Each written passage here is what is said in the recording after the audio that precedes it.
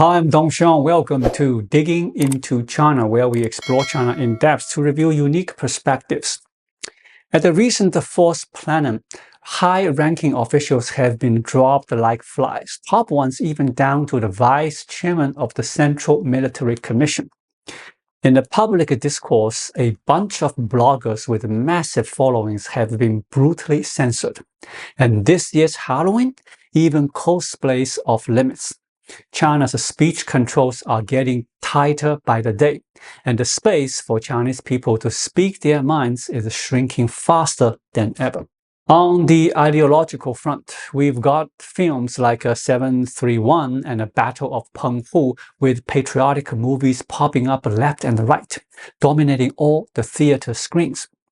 China's economy is drifting further and further from the high-speed growth days of the Hu-Wen era, the decade-long leadership of Hu Jintao and Wen Jiabao from 2002 to 2012.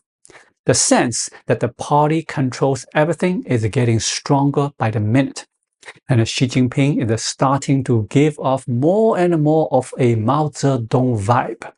So, will China, under Chairman Xi's leadership, slide into Cultural Revolution 2.0? Where exactly does this Mao-like flavor on Chairman Xi come from? And what's the fundamental difference between it and the Hu-Wen period? That's what we are diving into this time. First off, before we get into all that, we need to tackle one key question. What exactly defined Mao Zedong's rule, and why did he launch the Cultural Revolution? During the whole Cultural Revolution, around 2 million Chinese people were killed, and the number who were humiliated, beaten, and left disabled, countless. For the Chinese people, the entire Cultural Revolution was an unprecedented catastrophe. And as for why Mao Zedong started, most folks probably just think he was addicted to killing, that Mao Zedong was basically a mass murderer. Actually, Mao launched the Cultural Revolution because his power was slipping away. He did it to consolidate his grip. But that brings up another question. How on earth did Mao's power slip away in the first place, to the point where he had to unleash the Cultural Revolution just to claw it back? And that takes us back to the wave of the left-leaning fervor that Mao kicked off in 1955. That's the root cause of the Cultural Revolution. Between 1949 and 1955, the CCP's approach to the economy was actually pretty conservative. For example, in 1950, someone asked Mao Zedong how long it would take China to transition to the socialist stage. Mao's answer, 20 or 30 years. The socialism he meant here was the Soviet-style transformation, completely wiping out the private ownership, abolishing private land and the rural family farms, nationalizing small workshops and a business big and small. If Mao had really stuck to that 20 to 30 year timeline for the transformation, China's economy might not have taken off, but it wouldn't have led to the Great Leap Forward. Really, the 3 years of Great Famine wouldn't have starved 30 million people to death. But history doesn't have ifs. Mao, who had been gearing up for a steady march forward, suddenly went into manic phase in 1955, diving headfirst into a frenzy of the left-leaning madness. What had been a 20 or 30-year goal for building socialism suddenly felt way too conservative for him. So, at Mao's call, the whole country launched the so-called Three Great Transformations, rushing to socialize industry and commerce, agriculture, and handicrafts, shrinking that timeline from 20 to 30 years down to just 3 years. Under this left-leaning surge, society didn't just swell with confidence in full public ownership. Faith in the economy ballooned too. Right then, the slogan, "Catch up with Britain, surpass America," got thrown out there, and it just kept getting wilder. When it was proposed in 1957, it was about overtaking Britain's steel output in 15 years, America's in 20. But by the next year, 1958, it became 3 years to beat Britain, 5 to top America. And just half a year later, in the second half of 1958, it wasn't just about a steel anymore. It was 3 years to surpass Britain across the board, 5 to eclipse America. In this mindset, grain yields were pushed sky high too, leading to that whole mess of claiming 30,000 kilos per acre. Mao's own optimism got amplified endlessly, and under his influence, the whole society's public mood turned into this boundless wave of cheer. Back then, slogans were everywhere. The east wind prevails over the west wind. America is a paper tiger. The enemy rots day by day while we get better and better. All sorts of propaganda chants flooding China. Thanks to the CCP's brainwashing, this really became the consensus of that era. Every Chinese person truly believed the Westerners were living in hellish misery and that they could surpass Britain in 3 years, America in 5. Of course, what did this unrealistic left-leaning wave end up causing? Well, everyone knows. It directly triggered China's 3-year Great Famine, killing about 30 million people. These disastrous economic policies not only brought suffering to the people, but also tanked Mao Zedong's political standing fast. Mao was forced to make a self-criticism at the 7,000 Cadres conference, like issuing an edict of guilt, and the socialist catch-up timeline got pushed back to 100 years later. Mao stepped back to the second line for a bit, while Liu Shaoqi and other top CCP leaders rose quickly. If things had continued normally like that, Mao's political career should have been over. China could have pulled out of the crazy left-leaning phase and started developing the economy properly. But who was Mao Zedong, the king of the CCP's long years of infighting? Soon enough, Mao struck back, and his weapon of choice, the Cultural Revolution. So, how exactly did Mao use the Cultural Revolution to counterattack? How did he cover up his early economic screw-ups? That brings us back to the essence of the Cultural Revolution. A lot of people have a misconception, lumping the second round of the left-leaning disasters starting in 1955 with the Cultural Revolution disasters together, which started in 1966. But they are fundamentally different. The 1955 left turn was, at its core, in service of the economy. Look at those slogans: catch up with Britain and surpass America, the great steel refining, 30,000 pound grain per acre, the great leap forward. These were all basically about economic reforms, just a massively failed one. But by the Cultural Revolution era, even though it was still left-leaning, it had nothing to do with the economy anymore. Economic issues got sidelined. The great leap forward was economic leftism, but the Cultural Revolution turned into pure political leftism. Politics leaped ahead of economics. Politics rose above everything. That's the real difference between the Cultural Revolution and the earlier left turns. Of course, if I just say a society where politics is above everything, that might be hard to wrap your head around. We can plug in the COVID zero tolerance policy here. It was like a preview of the Cultural Revolution or Cultural Revolution 1.5. During zero COVID, economic issues stopped mattering as much. Achieving zero cases and defeating the virus overrode the economy and it became the core of society back then. And zero COVID had that classic catch-up and surpass mentality, just focused on pandemic control.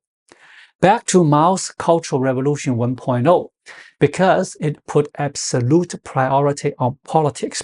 Once it started, China entered garbage time.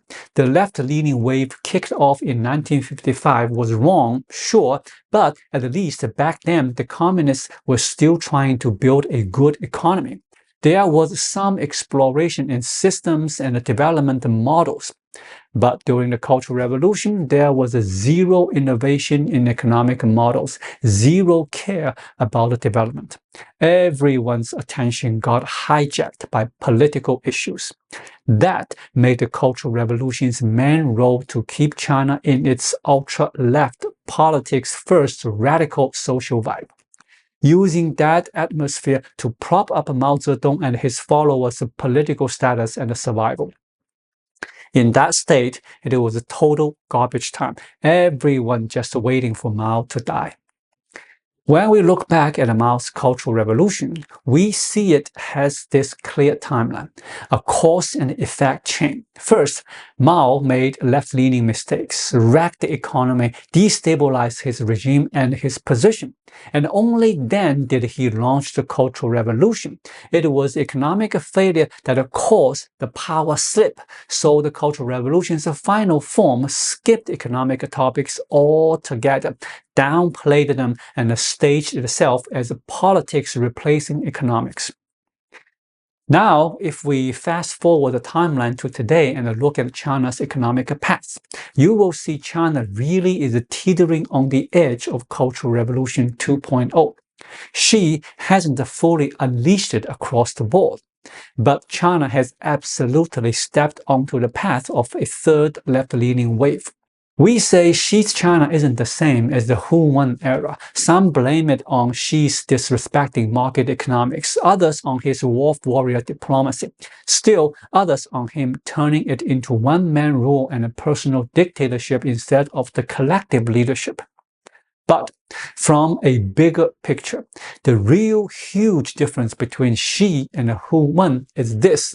The CCP under Hu-Wen was actually in a right-leaning state, while Xi has swung at the back to left-leaning. Xi is a left-leaning leader, and he's led the CCP into the third left-leaning surge.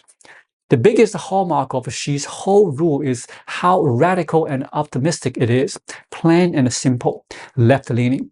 On the economy, Xi thinks Deng Xiaoping's idea of sticking with reform and opening up for 100 years without wavering is just too damn slow. So he kicked off common prosperity in 2015. On foreign affairs, Xi figures China has risen, no need to play nice with Europe and America anymore, so he rolls out a wolf warrior diplomacy. The dual circulation, ditching Deng's policy of cozying up to the US first so everyone gets rich, abandoning Hu-Wen's hide your strength and bide your time. Even more key, that Hu-Wen's mindset of needing to learn from the West, from Europe and America, gone under Xi. He first floated the Great Changes Unseen in a Century in 2017, aiming to reshape the world order. Then in 2021, dropped lines like time and momentum are on our side. China can now look the world straight in the eye. West strong, East weak is the history. East rising, West declining is the future. All sorts of political judgments and theories. By 2024, he's even saying the scenery here is uniquely good. Of course, just like in Mao's time, once Xi gets this mindset, it sweeps up all of China. Every Chinese person gets wrapped in this East rising, West declining thinking. Now online, you see endless chatter about how Europeans and Americans live worse than Chinese folks. Sure, China's per capita GDP is only 1/7 of America's, 1/3 of Japan and Korea's. Sure, it's still the country with the most millionaires fleeing abroad. But under this left-leaning tide, none of that reality matters. And guided by this thinking, on the economy now, China everywhere wants to catch up and surpass. It's not great steel refining anymore, it's great chip refining, great electric vehicle refining, insisting on being world #1 in COVID prevention, sticking with zero COVID. That's the fruit of this mindset. Of course, just like Mao's last left turn, it brings all sorts of disasters. Electric vehicles mean overcapacity, the great deflation, wolf warrior diplomacy spikes youth unemployment. The catch-up in pandemic control brings 3 years of great zeroing out. This hard left tint, that's the biggest difference between Xi and the Hu-Wen era. Or to put it more plainly, don't let the surface fool you. Hu-Wen versus Xi, it might look like the split over collective leadership or not, rotating the chairmanship or not, respecting markets or not. But deep down, the difference is in how they see China itself. Has China achieved East rising, West declining, or are we still in the mode of learning from the West? You might wonder, why does Xi push this left-leaning tide? Or even from Stalin to Mao Zedong to Xi Jinping, why do communists always love this left-leaning stuff? Couldn't Xi just follow the Hu-Wen path properly? Is it really just Xi's brain not working right? Really just him thinking he can catch up and surpass, so he drags all of China leftward? Well, there is Xi's own cognitive blind spots in there, but also the inevitability of the CCP's development. The CCP, like a lot of communist parties, is an ultra-left-wing outfit ideologically. Its founding ideals baked in this vision of a beautiful future, plus the struggle, subversion, and criticism born from chasing that vision. These gave all sorts of communist parties legitimacy in ruling, legitimacy in growing the party. For such a mad ultra-left party, once the vision and ideals fade, it falls into so-called right-leaning tides. Society lacking vision and the rule of law sinks into corruption. That's the classic Hu-Wen era. Under Hu-Wen, the Chinese Communist Party's mindset was in a massive right-leaning way. Sure, back then, they didn't love clashing with America, didn't talk catch up and surpass, didn't mess up with the economy wildly. But because the communist ideals were lost, the party's ideological glue got super weak. Corruption exploded. Under that right-leaning thought, even if someone wanted to stand up and fight corruption, they couldn't, because the whole party's ideals were gone. No moral legitimacy for anti-corruption. And what does right-leaning push to the end look like? The Soviet Union is the poster child. Its last few leaders were deep in extreme rightism. And after years of that right-leaning tide, Soviet politics got mega corrupt. Soviets didn't buy into communism anymore, and boom, dissolution. That's the crisis Xi faced when he took over. Under the Hu-Wen right-leaning surge, China was starting down the Soviet old road, facing massive corruption, with a society full of pro-America vibes, worshipping Western systems. That worship might be good for development, but it's poison for the CCP's legitimacy. If they didn't fight corruption, didn't rebuild the party's image in people's hearts, the CCP was done for. That sense of crisis had to be hanging over Xi's head. So when he came in, he started fighting that right-leaning tide, reviving visions, reviving struggle to tackle corruption, to reshape the Communist Party's image. But a party like the Communists, it's either a left-leaning or right-leaning. When Xi took over, he did curb the CCP's long right-leaning mindset to some degree, but then he shoved it straight into left-leaning territory. That's the communist disease. It just swings back and forth between right-leaning mega corruption and the left-leaning botched economic policies. Soviet history makes it crystal clear. Look back at those decades, and you will see they were either barreling toward great famines and great purges or wallowing in great corruption. No middle ground. But compared to the purges and the famines from leftism, the corruption from rightism seems way more livable for humans. So that's why Hu Jintao and Wen Jiabao look cuter than Xi Jinping. The reason China's in a one-party authoritarian communist setup. If you got picked between two piles of crap, right-leaning is still a tad better than left. Back to the Cultural Revolution. After the left-leaning tide, Mao's prestige got wrecked by the 3-year Great Famine. So, will Xi's get wrecked by all these botched economic policies? Will the left-leaning zero-COVID policy tank his prestige? I believe yes. As this third left-leaning wave destroys China's economy more and more, the worse the economy gets, the shakier Xi's legitimacy becomes. So what choice will Xi make this time? Follow Mao Zedong and ride the momentum into a cultural revolution to avoid losing power, or issue a guilt edict, ditch leftism outright and swing back to right-leaning?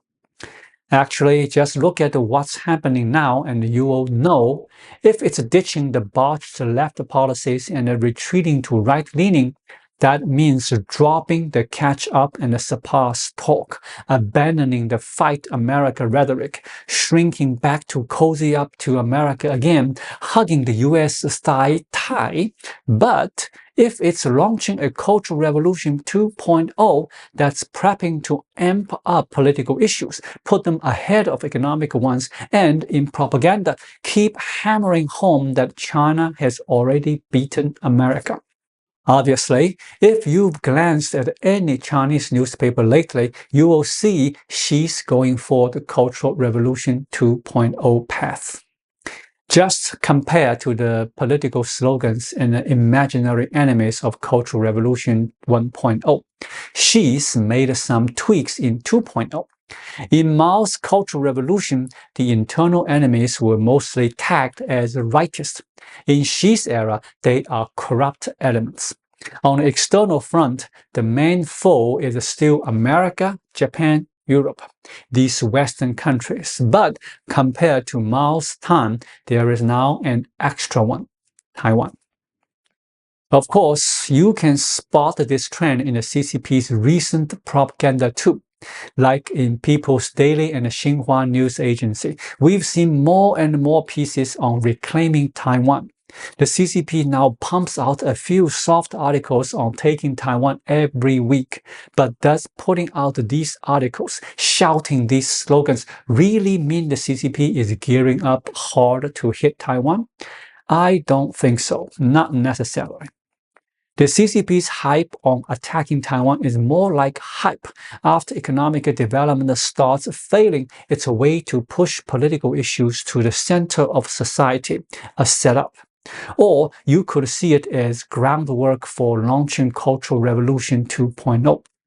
So, zooming out to the big historical picture, comparing today's China to Mao's era, Xi really is replaying Mao's old script. But the root of this replay isn't the personal dictatorship or planned economy folks imagine. The core replay is Xi copying Mao's catch-up and surpass thinking, his inflated mindset. And timeline-wise, why hasn't the Cultural Revolution hit yet? Just because the time isn't ripe.